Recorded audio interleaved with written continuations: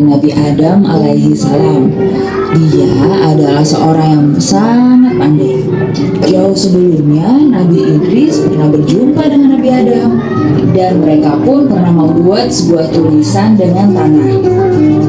Selain pandai berbahasa dan menulis, Nabi Idris juga pandai dalam hal berhitung, astronomi, dan juga pandai menjahit. Hampir setiap hari Nabi Idris menjahit, dan setiap beliau memasukkan benang pada jarum, tak lupa Nabi Idris selalu berdoa. Setelah pakaian yang dijahit Nabi Idris jadi, beliau langsung memberikan baju tersebut kepada pemiliknya. Dan Nabi Idris tidak pernah meminta upah ataupun imbalan sama sekali. Sungguh Nabi Idris memiliki hati yang sangat baik. Selain itu, Nabi Idris juga sangat tekun dalam beribadah.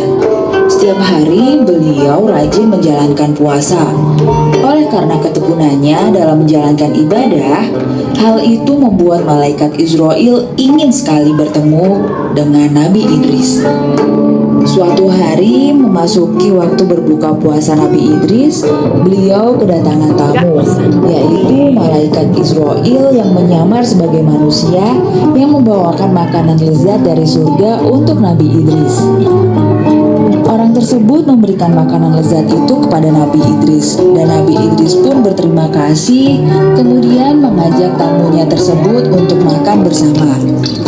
Lalu keesokan harinya, malaikat Israel mengajak Nabi Idris untuk berjalan-jalan. Dan tanpa terasa, ternyata sudah 4 hari mereka melakukan perjalanan. Dalam perjalanannya, Nabi Idris merasakan keanehan. Kemudian Nabi Idris pun bertanya pada tamunya, siapa dia dan apa tujuannya menemui Nabi Idris.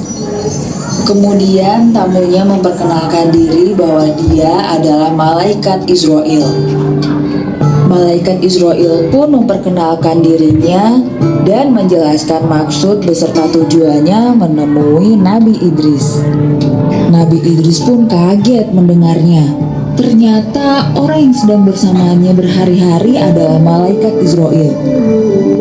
Setelah mengetahui siapa tamunya itu, Nabi Idris meminta kepada malaikat Israel untuk mencabut nyawanya. Beliau ingin mengetahui bagaimana rasanya mengalami sakaratul maut. Kemudian malaikat Israel meminta izin kepada Allah untuk mencabut nyawa Nabi Idris alaihissalam, dan kemudian Allah mengabulkannya.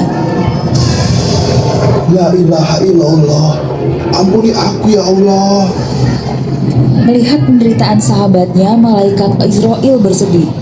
Padahal beliau sudah mencabut nyawanya dengan lemah lembut. Tak kuasa melihatnya, malaikat Israel memohon kepada Allah untuk menghidupkan kembali Nabi Idris.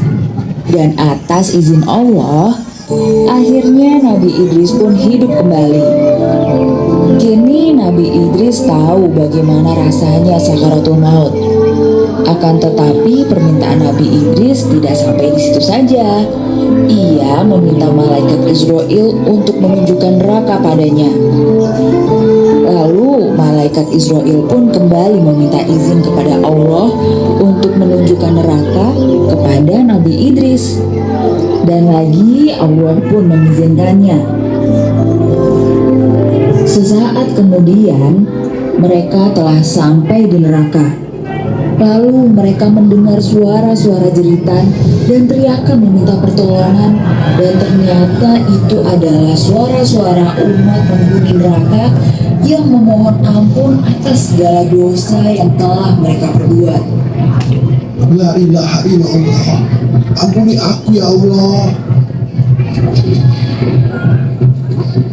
Mendengar dan melihat kesakitan para penghuni neraka, bergetar hatinya dan tidak kuasa melihat panasnya api neraka beserta siksaan yang diberikan pada orang-orang yang durhaka. Kemudian Nabi Idris dan malaikat Israel keluar dari neraka. Setelah mereka keluar dari neraka, Nabi Idris pun memiliki satu permintaan lagi kepada malaikat Israel.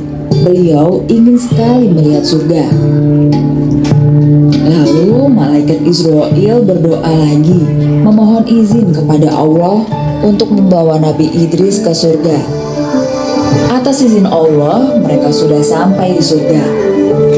Sesampainya di sana, Nabi Idris kaget dan juga takjub melihat surga. Kemudian Nabi Idris menyampaikan kepada malaikat Israel jika ia tetap ingin berada di surga. Malaikat Israel pun bingung dengan perkataan Nabi Idris.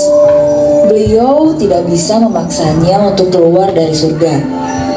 Maka dari itu, malaikat Israel memohon petunjuk pada Allah.